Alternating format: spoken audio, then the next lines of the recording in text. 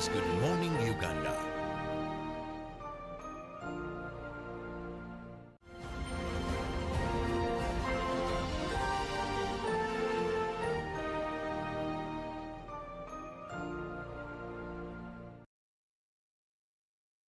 Good morning and thank you so much for being with us. Welcome to Good Morning Uganda Agenda. I'm Robert Chirabo Nyonyitono. Happy Valentine's to all Ugandans, to all lovers, but even if you don't have someone in terms of a lover, well, you can still extend love to your mother, extend love to your father. Extend love to someone who has been there for you. Sometimes it may not be a family member. There are people that are friends in need and friends indeed. So it's not bad if you send them flowers, that lovely message. And love is not only materialistic. The certain things, it could be a message, but it carries, each word in a sentence carries a lot of meaning to that person on such a day. And in that spirit, I just want to send my Valentine greetings to someone very special, Tony Geoffrey Owana, one of the senior journalists that we have around, that always watches Good Morning Uganda, and once in a while gives you a call and says, Robert, here you didn't do things very well, as I expected. Here you did it very well. That interview lacked this. That interview lacked this. Happy Valentine's, Mr. Owana. I'm humbled and honored to have you in my life as a person who's always looking out when I do things right and looking out when I do things wrong. Thank you so much. Now, this morning we are going to be discussing a very important topic, and that is the need for cooperative education in Uganda. One may wonder, why are we so interested in cooperatives? The fact is that globally, very many countries have developed because of cooperatives. And coming back home, our government has prioritized programs aimed at poverty alleviation using the cooperative model. Now, when you talk about Youth Lively Fund, when you talk about parish development model funds, when you talk about SACCOs, all these are cooperatives. And government, through such programs, gives a lot of money, injects a lot of money, billions of money are injected here. Now, if we do not understand very well the formation, why these cooperatives must be formed, how they operate, it means that we shall still be running after people for failure to pay back money that is meant to be revolving fund. We shall still be running after people because they did not actually understand and know why they are members of these cooperatives. So that is why we never tire, we never give up to ensure that our people understand very well how cooperatives work, why they should join cooperatives, and how they should manage cooperatives. Now, join me welcome Ivan Asimwe. I was supposed to be having also a principal of Chigumba, but due to a lot of work on his schedule, there's a graduation coming along and so much, he said, Robert, next time, I'll be with you people. But this time, it's very unfortunate you won't be with me because you want to ensure that people properly understand this model very well. Now, I have the General Secretary, Uganda Cooperative Alliance, Ivan Asimwe, with me. I'm happy that you're able to make that short notice. We want to thank you so much that every time we call upon you, I don't know, because you're an early bird in office and it's not very far from here, but really appreciate your presence. Thank you so much. Good morning, our viewers. Happy Valentine's. And I bring you cooperative greetings from Uganda Cooperative Alliance. I'm always happy to be here, and I'm always grateful to Uganda Broadcasting Corporation, UBC, for giving the cooperators this opportunity to come and share issues to do with the cooperation. Mr. Chirabo, you all know that cooperation is power. It's fantastic, and it's generally agreed that cooperation is power. In our culture in Western, we say, ageteri ningoga tigufa, meaning that if you come together, you become stronger. The Banyarwanda say, mwirira nekira mujanya, come together, fight the enemy. So you are very right. When you say that economies outside, you go to Europe, you go to America, you go to Asia, economies have developed because people learned how to come together, how to work together through cooperatives. When you talk about cooperatives, you mean people working together, coming together. You are teachers, come together. You are farmers, same. You are journalists, you are doctors, you are engineers, whichever profession, you come together because individualism cannot work. If you want to move very fast, move alone. But if you want to move very far, move as a team. That's why the geese, when they are flying, if you have ever seen them, they fly in a cooperative manner. And that's why they can fly for miles and miles and miles. Because it has been scientifically proven that once you are moving together, you move very far. You don't even get tired. That's why even these wild animals, if you have been very careful, like the cats, the wild cats, the lions, they hunt as a group.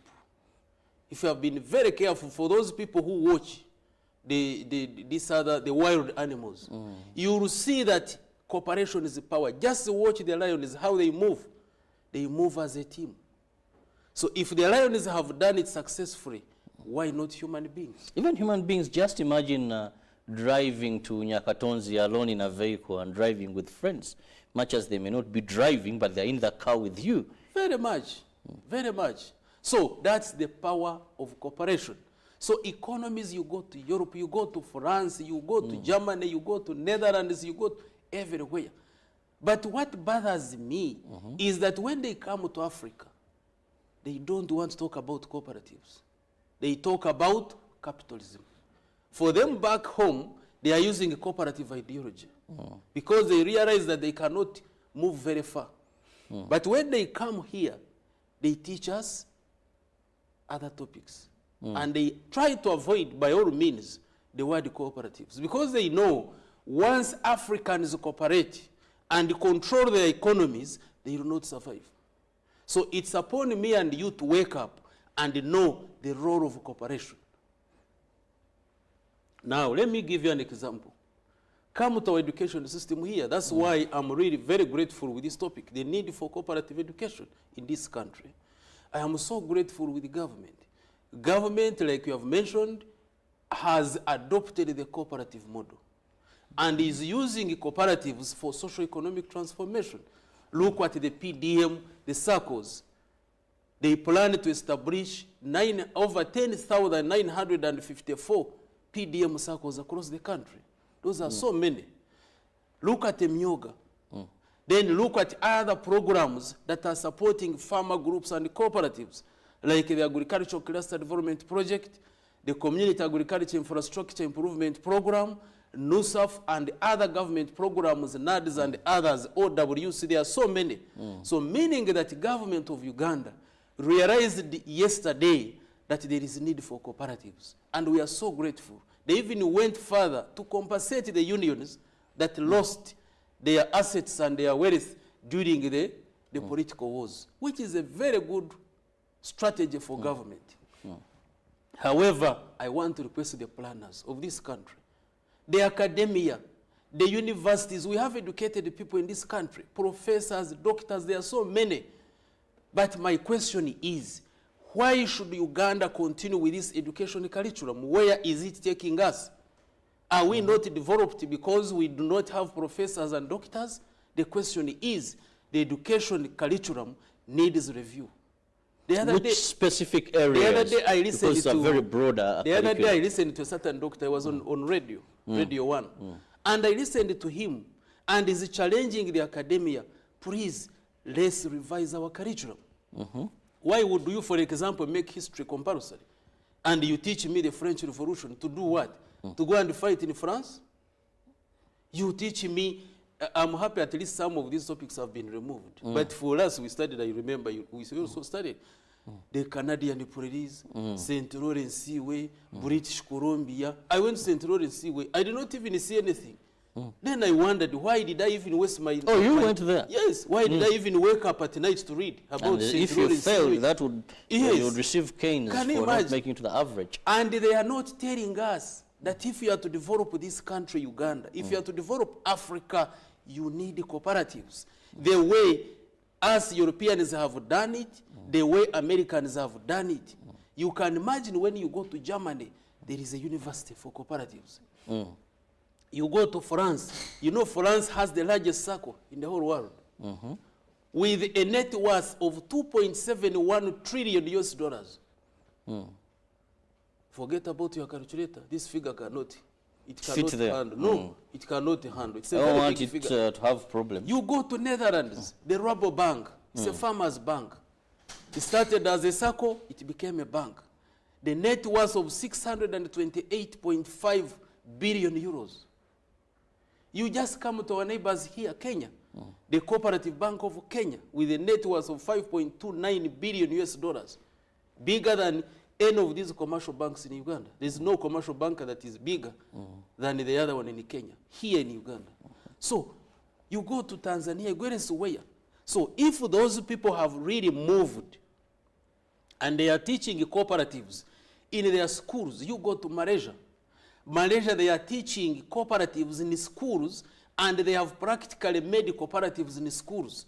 Currently, they have over 2,430 school cooperatives in Malaysia with a membership of 1.6 million. In schools, the younger kids, you find someone in P3 already is a member of a cooperative and is saving. Why? They are trying to inculcate a culture of saving so that people learn cooperation from the start. Now come back here in Uganda, where everybody is talking about cooperatives. You go to members of parliament, you go to these other leaders at the district, other DCs, everybody. But the question is, who understands cooperatives? Now, even before we go to who understands cooperatives, when you do a bit of cooperative education, I have been able to study so much of cooperatives with, of course, assistance from one of my friends who went to Mosh University in Tanzania because he couldn't find anywhere to do a degree in Uganda regarding cooperatives. And one of the things, Ivan, that I've come to understand is that the foundation of everything matters so much. True. Now, when we talk about cooperatives in Uganda, I don't want to say all is lost. But there is a big challenge that the foundation for what we call cooperatives is also wrong.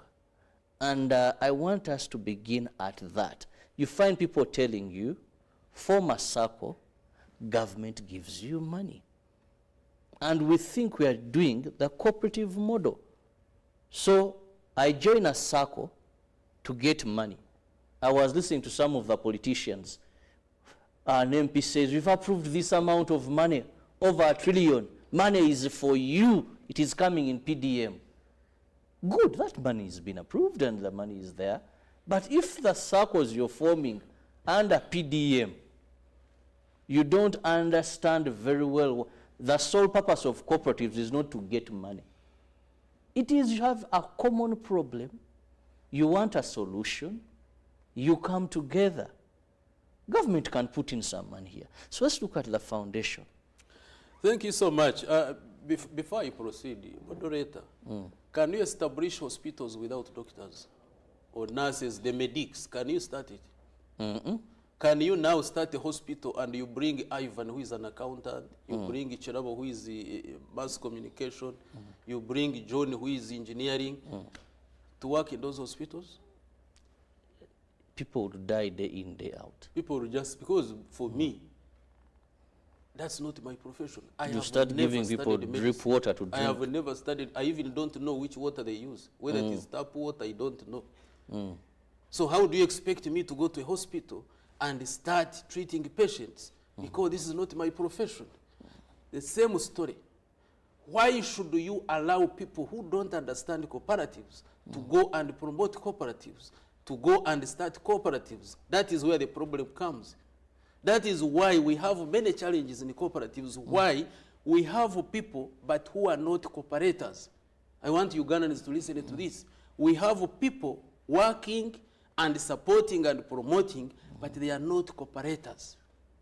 And that is why, if you can compare with the olden days, where cooperatives were very strong in the 1960s, if you can allow me, in the 1960s, 1961, when they started Uganda Cooperative Alliance as an apex body, 1964, they started the Cooperative Bank of Uganda.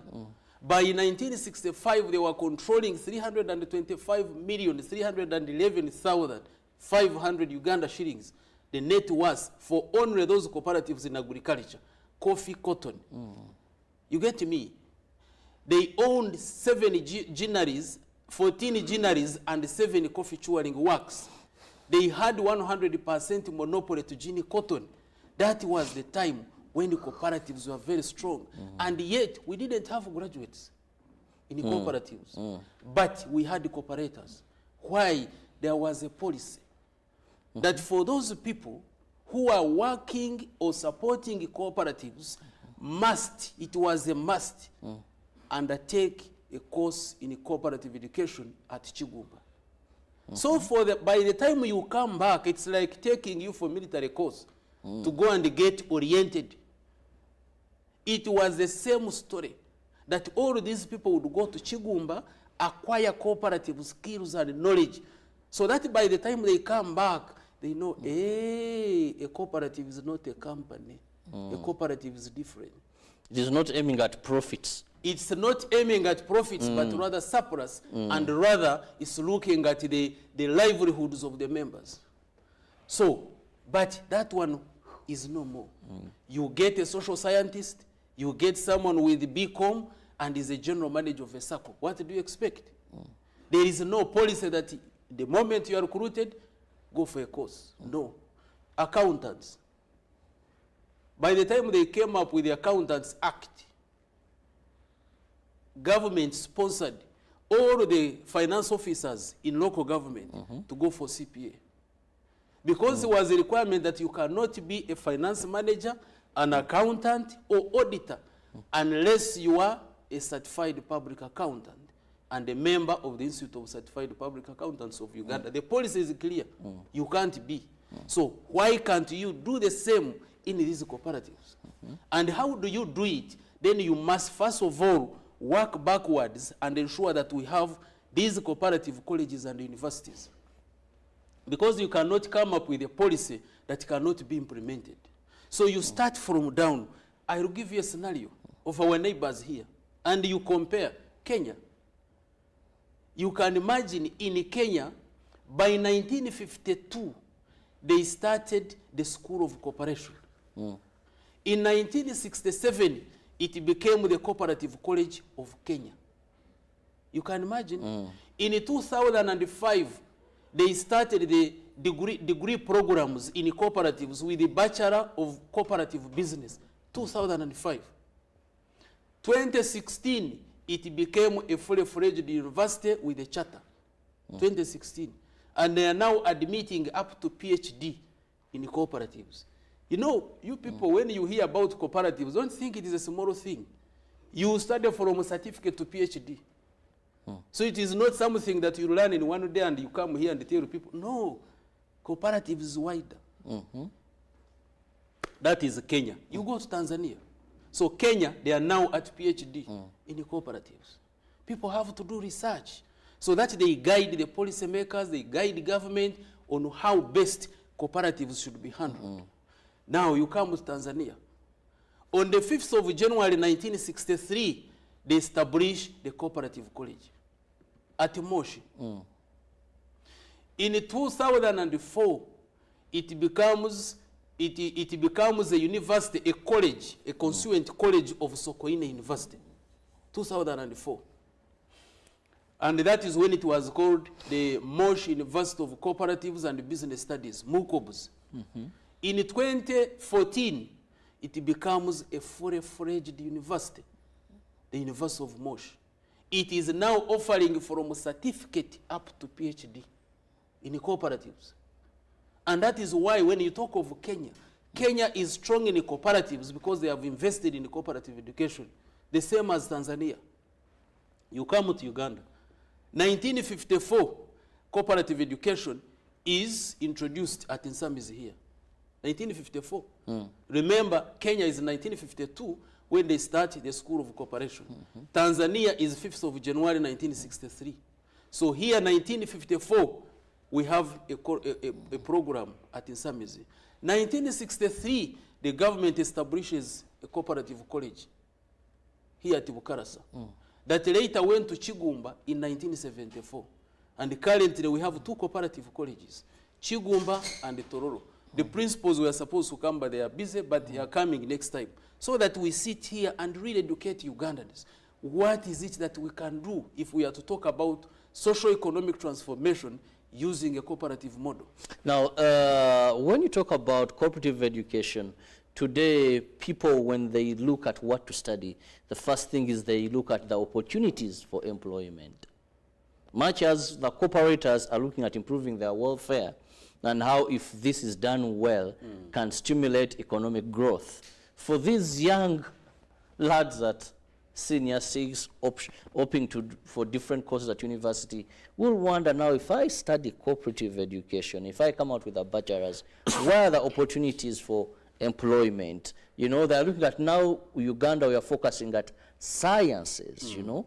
We believe we need innovators, we need people who are hands-on, not people who are going back into managing figures and managing money. Yes. But who doesn't see that there are very many opportunities in the cooperatives today?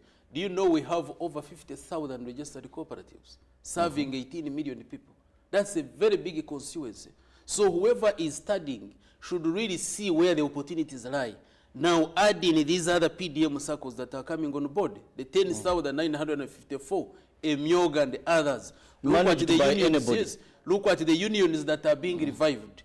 Whoever is studying, why would you go for social science? Why would you go for conflict resolution?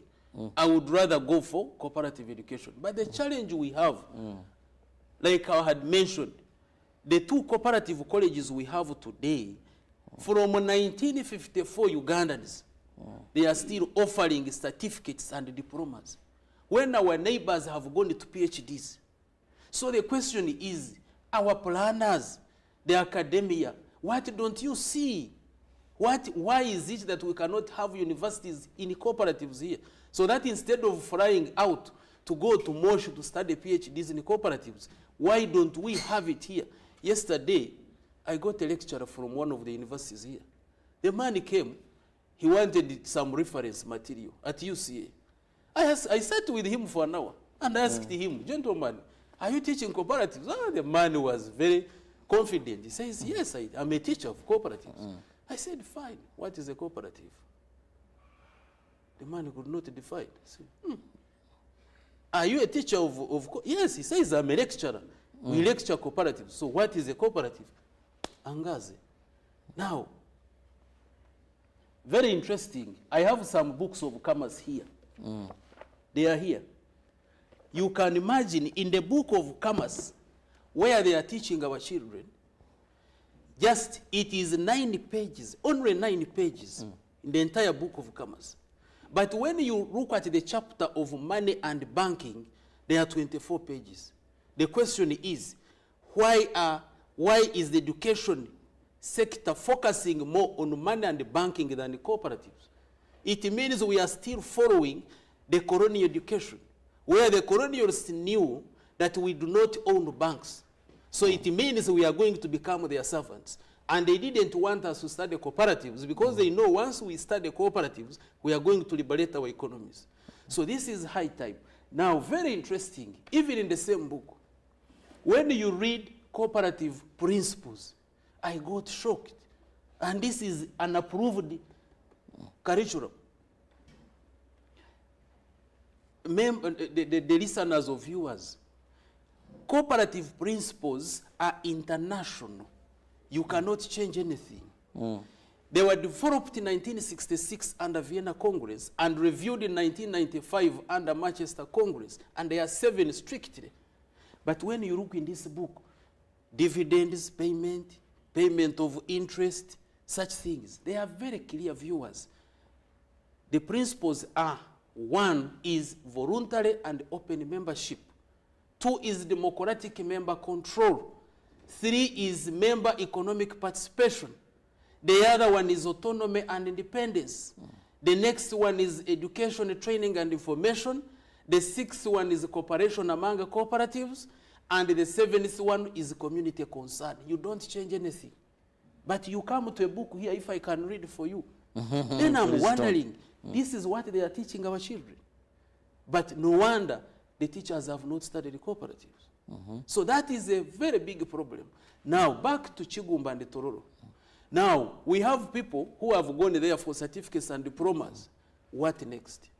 Because we only end at that, would not offer degree, would not now, so what happens is now, all these graduates of the 2 cooperative colleges, they end up in other courses, and they completely forget about cooperatives. Someone who has a diploma of Chigumba, but has a degree in business administration, social sciences, whichever name of them. Others are here, they are even engineers. They have crossed. Why? Because people cannot progress. So, ideally, what we should be looking at now is like from Chigumba at certificate, you have gone to diploma, go for a degree, go for a master's, go for a PhD in a cooperative, so that when you come here, you talk with authority. You talk because you know this is how we are going to develop this economy. Well, just to remind my viewer that you can be part of the topic of discussion this morning, simply send us a WhatsApp message or a text message on the number on your screen. That is the number, and I'll be able to ensure that my guest answers. We are discussing cooperative education in Uganda and where the gaps, what should we improve to ensure that we also not only talk about the good golden days of cooperative movement, more so in the agricultural sector, but we also talk about the revamp of cooperatives, more so when you have the education. Because government has chosen to take that path. There is so much that government is doing through cooperatives, but the challenge is sometimes we are blaming people for failing in these projects because they lack knowledge. The Bible says, my people perish because of lack of knowledge. Sometimes we think that these youth, even when they are given funds, they can't use them very well. We see ministries run after people for failure, but maybe they just didn't understand the concept because we lack qualified people to better explain to them. I've told you after doing a bit of cooperative education, not so much of it, I must say, but then I learned that really we must go back and look at the foundations of circles in this country. Because when you really read and understand, you find that the foundation, the key objectives, why people come together is not because there is money somewhere that they are going to be getting. No. It is because they have a common problem and they are looking for ways to solve this problem. They work together, they bring together resources, they develop themselves. An addition is just a bonus, but it's not the core factor why they come together. Now, that is something we must really check. How do we send that gospel to people that your youth find you have a problem, this, let's bring resources together. And Ivan, even before I go to the messages, I just want you to briefly hint on what is a cooperative, and how is it formed? Briefly, then I'll read through the message. Very much. A cooperative is defined as an autonomous association of persons united voluntarily to meet their social, economic, cultural needs and aspirations through a jointly owned and democratically controlled enterprise. It is member-owned, member-used, member-controlled, and benefiting members. In other words, a cooperative is based on 4 pillars. It has to be controlled, owned, used, and benefiting its members. And that is why a cooperative is not a company. It is not an association. It is a cooperative registered under the Cooperative Societies Act, Cap 112 of 1991. It's very clear. And based on 7 international cooperative principles, like I've mentioned. And if you are to go to history, we all know from way back on the 14th of March 1761 in Scotland. That's when we first see the first level of cooperation. 1844 in Rochdale, that's when we are going to a modern cooperation. So that is about a cooperative. And how is it formed? A cooperative is formed based on a cooperative ideology. Because this one I cannot now explain, it takes time. But people must understand, people must have a reason.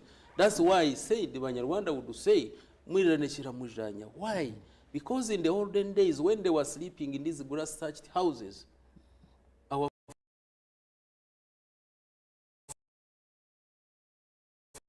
forefathers, the animals, the wild cats would come and pick one by one. So they said, come together, let's cooperate. We sit together. If an animal comes and we are men and we are strong, it will get scared and run away. So eventually, that is... So it means that for you to form a cooperative, you must first of all have an ideology. What is the problem? What is itching you that you want to? Yes, china kulia. You are coffee farmers, for example, and your problem is maybe extension. You don't have extension services. You don't produce a lot of coffee. Or the problem is the market. Or the problem is china kulia. You have the middlemen who are exploiting you. Like when you are to go back to 1913 in Mubende, where 4 farmers rebelled because there was too much exploitation by the middlemen of Asian origin. So the farmers said enough is enough. We cannot continue to be exploited like this.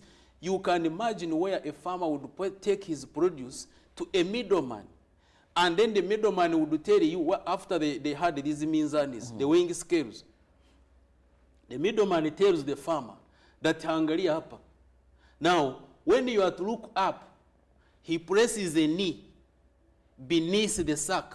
So if the sack was actually weighing 100 kilos, it would reduce to 40 or 60. Now, if you were clever and realize that actually you have been cheated, the middleman would tell you, Chirabo, take your coffee and never come back to my shop. Remember, you cannot eat this coffee. So you must be a slave in order for you to sell this coffee. So the 4 farmers said enough is enough. We cannot continue.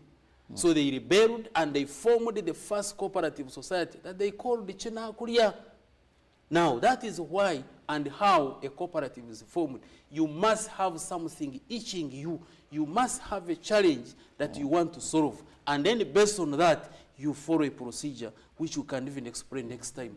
You have to have an AGM of the members, you have to agree, and then you continue until you register your cooperative with the register of cooperatives. Because a cooperative has to be formal. It has to be registered as a cooperative society.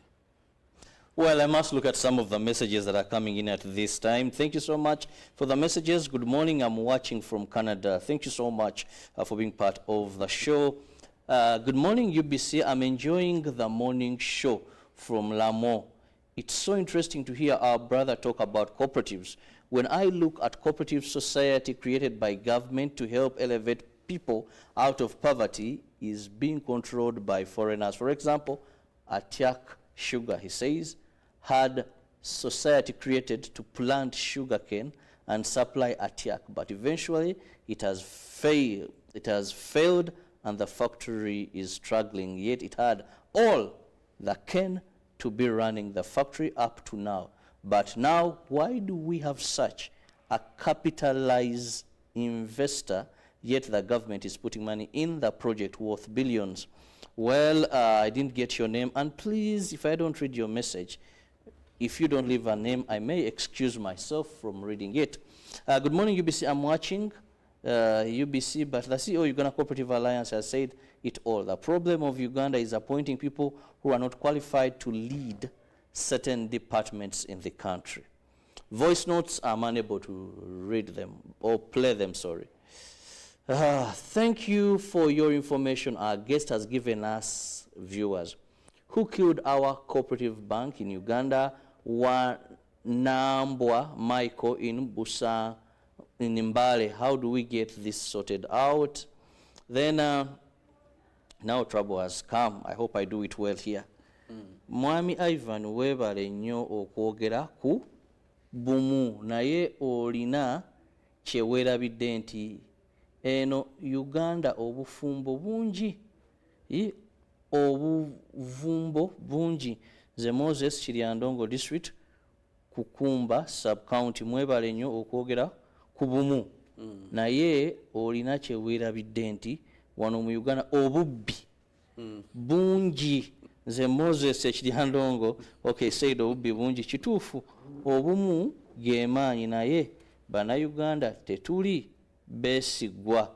Nze Moses weebala okubanga olaba, weebalire ddala ssebo tusiima. Then is there a difference between a cooperative and a SACCO? I'm John from Jinja. Thank you so much. A SACCO, I want to thank the viewers because of time I'm rushing. A SACCO is a savings and credit cooperative organization. It is a type of cooperative but of financial nature. So it is a cooperative that provides financial services, savings and credit. In addition, when I was reading through this book, a textbook or a pamphlet, whichever, they are talking about types of cooperatives, farmers cooperatives, SACCO, and it ends there. So in Uganda here, we have different types and forms of cooperatives. When you talk about types, we are talking of savings and credit cooperatives. Those are in money.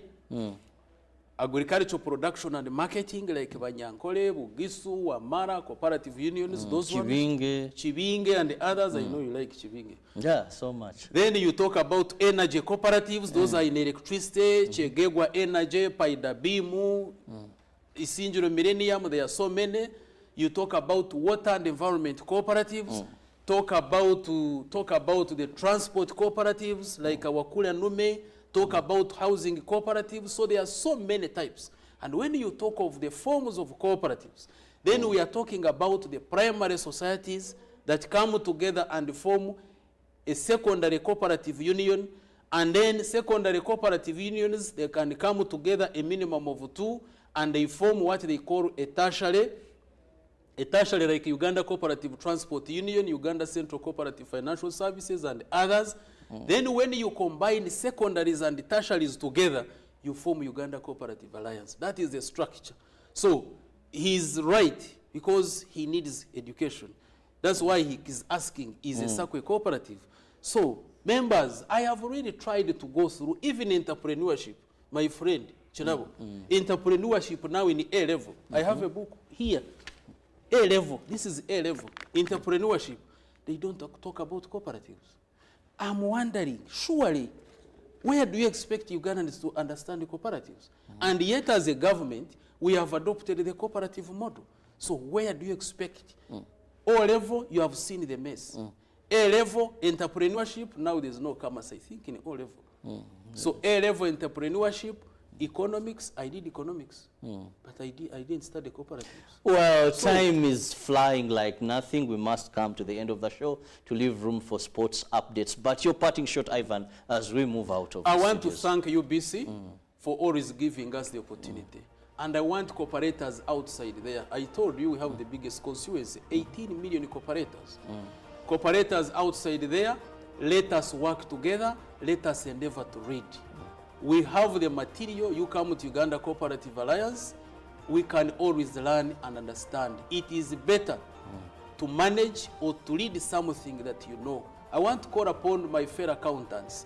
Please, let's read cooperatives, because as an accountant, you want to audit cooperatives, but you need to understand them. I want to call upon the legal fraternity. Read cooperatives. You know, there have been some cases in cooperatives, and you find lawyers advising cooperatives to go to court. But Section 73 of the Cooperative Societies Act says no, you go through arbitration. There is even a ruling by Honorable Justice Andrew Bashija in Mbarara of the 2nd of May 2010, which requires that in the case of any disputes in the cooperatives, then the cases should not go to court, but rather they should go through arbitration. And for that matter, cooperatives have been losing cases. So I want once again, I want to thank our viewers. Thank you so much for being with us, for being attentive. UBC, May God help you. All Ugandans, happy Valentine. Happy Valentine's to you, and of course it's also Ash Wednesday today. So as you celebrate Valentine's, remember this begins 40 days of Lent, drawing closer to God. See you in the next hour. Sports updates next. Good morning.